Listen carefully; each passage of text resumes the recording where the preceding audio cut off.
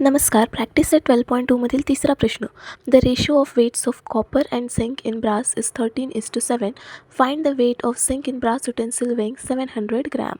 तर आपल्याला सांगितलेलं आहे की ब्रासमध्ये कॉपर आणि झिंक यांचं प्रमाण, म्हणजे ब्रास हा धातू कॉपर आणि झिंक या दोन्ही धातूंच्या मिश्रणापासून तयार झालेला आहे. म्हणजे यामध्ये दोन्ही पण धातू असणार. म्हणजे काय करावं लागणार आपल्याला ब्रास बरोबर कॉपर आणि झिंकची बेरीज. तर यामध्ये कॉपर किती प्रमाणात आहे आणि झिंक किती प्रमाणात आहे याचं आपल्याला एक प्रमाण दिलेलं आहे.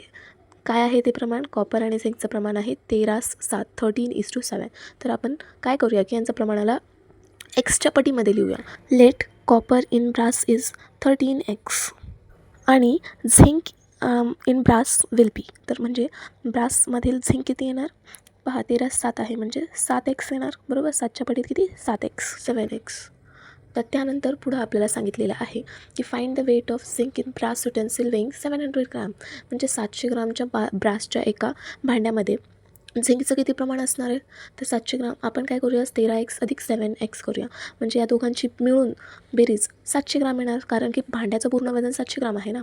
तर पहा, 13x आणि 7x झाले 20x, बरोबर 700. तर x आणि 20 गुणाकारात आहेत. तर 20ला आपण काय करूया? बरोबरच्या दुसऱ्या साईडला घेऊन जाऊया. तर काय होणार? 700 भागिले 20. तर करूया आता भागाकार. 0 0 कटले.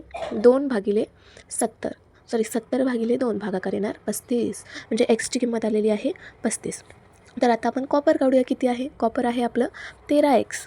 13x म्हणजे काय होणार? पहा, लिहून घेऊया आधी. 13x. तर 13x म्हणजे 13 गुणिले एक्सची काय किंमत आलेली आहे आपली? तर 13 गुणिले 35 करावे लागणार आपल्याला. तर करा गुणाकार. तर 13 गुणिले 35 किती होणार आपल्याकडं?